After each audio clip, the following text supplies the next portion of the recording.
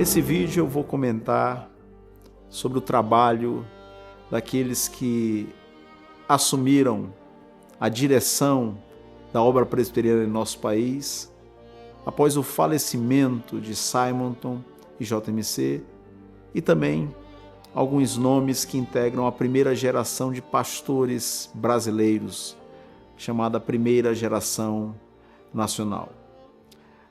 A primeira observação que eu faço é que o período inicial da obra presbiteriana em nossa pátria tem sido qualificado ou denominado de período de implantação, que se inicia com a chegada de Simonton em 1859, que veio a ser, como a gente disse em outro momento, em outro vídeo, representante da Igreja Presbiteriana do Norte dos Estados Unidos, haja vista a Guerra Civil, que dividiu o país entre 1861 e 1865. Então, o período de implantação começa em 1859 e se estende até 1869, isto é, até 10 anos depois, quando desembarcaram em nossa pátria os primeiros missionários da Igreja Presbiteriana do Sul, o reverendo George Morton e o reverendo Edward Lane. Então, esse período de implantação terminou com algumas igrejas organizadas, basicamente nas províncias do Rio de Janeiro, São Paulo e Minas Gerais, com o estabelecimento do primeiro presbitério, que é o presbitério do Rio de Janeiro, em 1865, o jornal Imprensa Evangélica, que havia sido criado em 1864, e o Seminário Primitivo, iniciado em 1867, e que teria o seu fechamento, o seu final, em 1870. Além dessas iniciativas ou empreendimentos, temos também a origem do que hoje é o Mackenzie, porque em 1870 nós já temos a criação da escola americana. Mas, por mais que essa escola tenha sido criada em 1870, a chegada daqueles que foram os pais da escola americana, o reverendo George Chamberlain e a sua esposa Mary Chamberlain, aconteceu no período de implantação. Quando a gente fala dos pioneiros sem Simonton e JMC e também da primeira geração de pastores nacionais, a gente está falando do segundo período da obra presbiteriana em nosso país. É o chamado período de consolidação, que abarca a seguinte temporalidade, desde 1869 até 1888, quando foi organizado o Sínodo do Brasil. Esse evento, a organização do Sínodo, marca oficialmente o nascimento da Igreja Presbiteriana no Brasil. Naquele momento nem se chamava Igreja Presbiteriana do Brasil, mas no Brasil. Ainda não havia outra denominação presbiteriana em nossa terra. Então, esse período de consolidação, durante esse período, aconteceram vários fatos, se deram alguns acontecimentos e houve a emergência de alguns personagens que se destacariam na vida da nossa denominação. Basta dizer, por exemplo, que quando o sínodo é organizado em 1888, eram 3 presbitérios. O presbitério do Rio de Janeiro, que havia sido organizado em 1865 e esteve vinculado ao sínodo de Baltimore, em Maryland, Estados Unidos. O presbitério de Campinas e Oeste de Minas, assim se chamava o presbitério, Campinas e Oeste de Minas, e o presbitério de Pernambuco, o presbitério de Campinas e Oeste de Minas, havia sido organizado em 1887, e o presbitério de Pernambuco em 1888, com vistas ao estabelecimento do sínodo. Quando o sínodo foi organizado, o presbitério de Campinas e Oeste de Minas foi desmembrado, foi dividido de uma maneira programada, planejada, deu origem ao presbitério de São Paulo e ao presbitério de Minas, né? existindo a partir de então, 1888, 4 presbitérios. Em termos de estatísticas, como estava a Igreja Presbiteriana quando o Sínodo, essa organização ou esse concílio que está sobre os presbitérios, foi estabelecido? Eram 20 missionários, 12 pastores nacionais, 12 pastores brasileiros, 60 congregações e cerca de 3.000 membros comungantes. E aqui um dado interessante é que quando o primeiro presbitério foi estabelecido, o presbitério do Rio de Janeiro, em 1865, quando isso aconteceu, eram 3 igrejas. Essas igrejas eram a igreja do Rio de Janeiro, a igreja de São Paulo, na capital, e a igreja de Brotas, no interior de São Paulo. Por sua vez, em 1888, eram 60 igrejas que já estavam espalhadas pelo Brasil. Igrejas que estavam em 12 províncias, não se dizia ainda estados, mas províncias. Então, além dos estados do Rio de Janeiro, São Paulo e Minas, havia igrejas em Pernambuco, na Bahia, no Rio Grande do Norte, no Ceará, no Maranhão, no Rio Grande do Sul. Então, a gente percebe que a denominação já havia avançado consideravelmente o próprio território nacional. E como ficou composta a primeira mesa, a diretoria do Sínodo? A composição foi muito interessante e mostra como Deus trabalha, muitas vezes surpreendendo nós que somos os membros da igreja, aqueles que fazem parte da igreja dele. O moderador foi o reverendo Blackford, cunhado de Simonton, segundo missionário a desembarcar em nosso país, enviado pela Igreja Presbiteriana dos Estados Unidos. O primeiro foi Simonton, o segundo Blackford. Portanto, o missionário mais antigo assumiu a moderação do sínodo, né? Existe aquele ditado que antiguidade é posto e posto é galão. Nesse caso, o ditado foi realmente observado. O vice-moderador foi o reverendo Eduardo Lane, da Igreja Presbiteriana do Sul dos Estados Unidos. E esse fato fala por si mesmo, porque nos Estados Unidos, a Igreja do Norte e a Igreja do Sul eram denominações distintas e somente em 1983, ou seja, quase 100 anos após a organização do Sínodo do Brasil, é que essas duas denominações, a Igreja do Norte e a Igreja do Sul, se fundiram e deram origem à atual Igreja Presbiteriana dos Estados Unidos da América. Mas aqui no Brasil, ainda no século XIX, as diferenças foram colocadas de lado e missionários, tanto da Igreja do Norte como da Igreja do Sul, serviram a nascente Igreja Presbiteriana no Brasil. Então, tínhamos um pastor da Igreja do Norte como moderador, um pastor ou missionário da Igreja do Sul como vice-moderador, e o reverendo Modesto Carvalhosa como secretário permanente, essa era a nomenclatura da época. O reverendo Modesto Carvalhosa era um dos alunos, um dos 4 alunos daquele seminário chamado Seminário Primitivo, que existiu entre 1867 e 1870.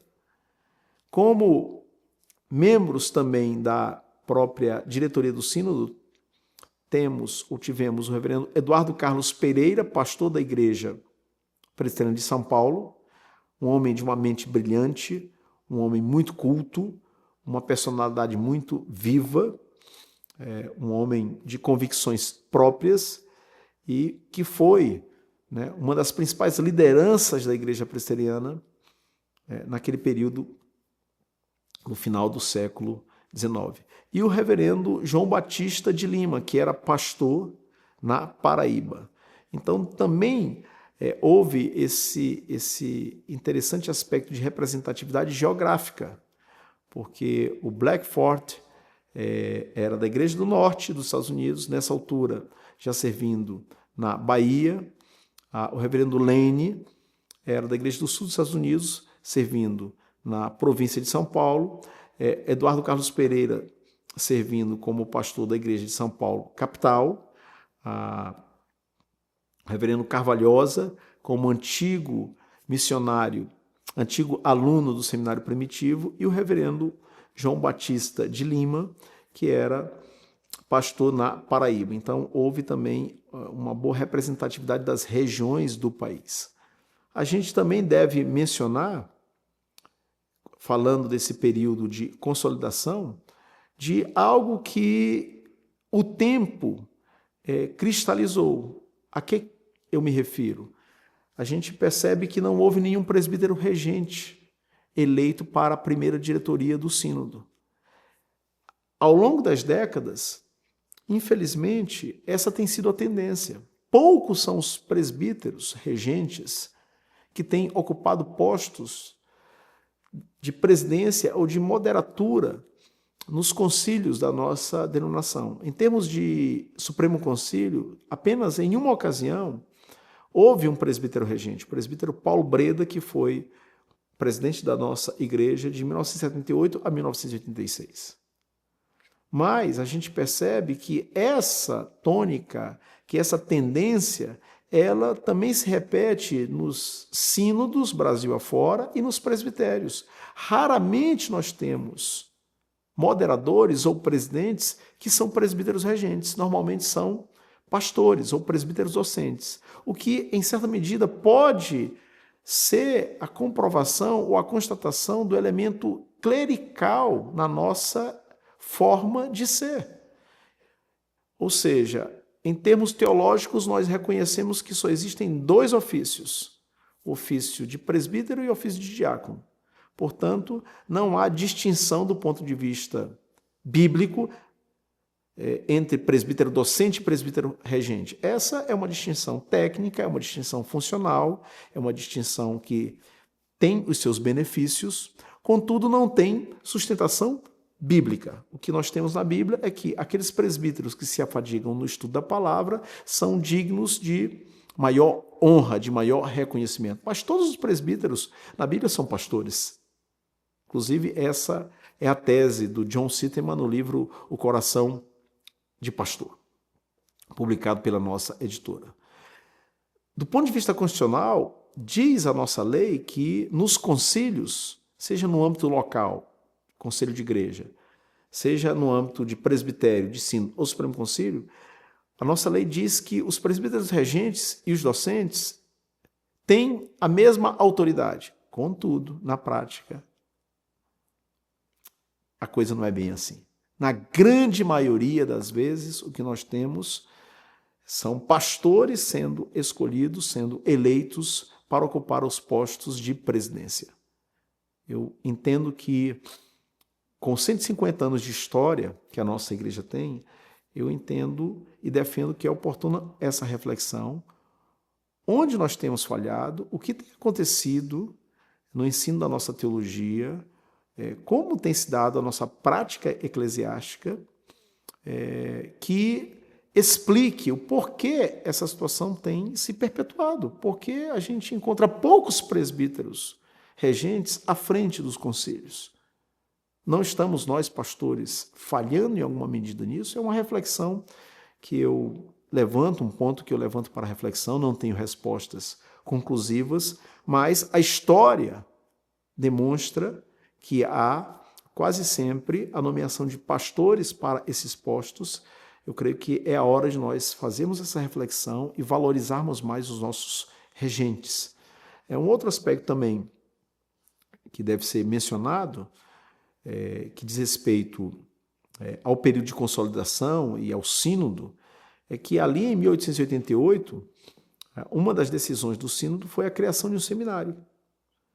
Porque com o fechamento do seminário primitivo em 1870, como os futuros pastores, os seminaristas, os candidatos foram preparados? Pelo sistema de tutoria eclesiástica. Isto é, se designava um pastor para ser tutor do candidato. Então, se o candidato não estivesse servindo na região ou mesmo na igreja daquele pastor, que era o seu tutor, ele tinha que, obviamente, prestar relatórios.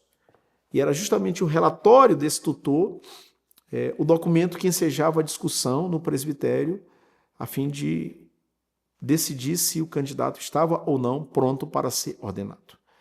Então, essa situação de tutoria eclesiástica, por si, sem a instrução formal, ela existiu na nossa igreja durante pelo menos 20, 21 anos, entre 1870 até 1891. Em 1892, a decisão de 1888, relacionada à criação de seminário, foi colocada em prática, surtiu efeito, e ali em Nova Friburgo, no Rio de Janeiro, foi criado o seminário da igreja, no final de 1898. Esse seminário depois funcionou em São Paulo, capital, acabou sendo transferido para Campinas, e essa instituição é o Seminário Presbiteriano do Sul, em Campinas, um seminário histórico que oficialmente é o Seminário do Sínodo, criado em 1888. Então, o Sínodo decidiu pelo estabelecimento de um seminário, o que mostra o quê? O alto conceito que a educação teológica tinha e tem na vida da Igreja Presbiteriana do Brasil. Em muitos sentidos, a saúde doutrinária de uma igreja, a condição teológica, a condição de uma denominação, depende da formação dos pastores, dos futuros pastores no seminário. Então a igreja tomou essa decisão e essa tem sido uma característica do presbiterianismo em nosso país. A valorização da educação teológica. Infelizmente, nem sempre é assim quando falamos em termos de presbiterianismo. Existem alguns países onde a igreja presbiteriana está estabelecida há muito tempo em que a educação teológica nunca pôde ser desenvolvida de maneira séria, de maneira consistente, de maneira realmente madura por diversas denominações. Isso fruto de um conjunto de circunstâncias ou, às vezes, por uma visão teológica defeituosa. Então, o Sínodo acertou nisso e também acertou no plano, de nacionalizar a igreja, de procurar fazer com que a igreja tivesse recursos próprios para não depender tanto dos dólares americanos, dos missionários e dos recursos que vinham dos Estados Unidos. A gente também deve pontuar, finalmente, para fechar esse tópico sobre os pioneiros Sam Simonton e JMC, sobre a primeira geração de pastores nacionais, que o Sínodo, de certa maneira, o Sínodo deu origem à crise que desencadeou a Igreja Presbiteriana Independente em 1903. Deixa eu explicar para não ser mal interpretado.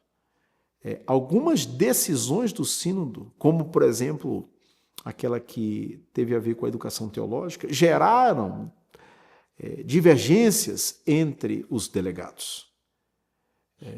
Outro aspecto que foi suscitado posteriormente ao Sínodo teve a ver com o próprio papel da educação, das instituições escolares ou dos colégios, principalmente a escola americana, que veio a ser o Mackenzie College, na vida da igreja.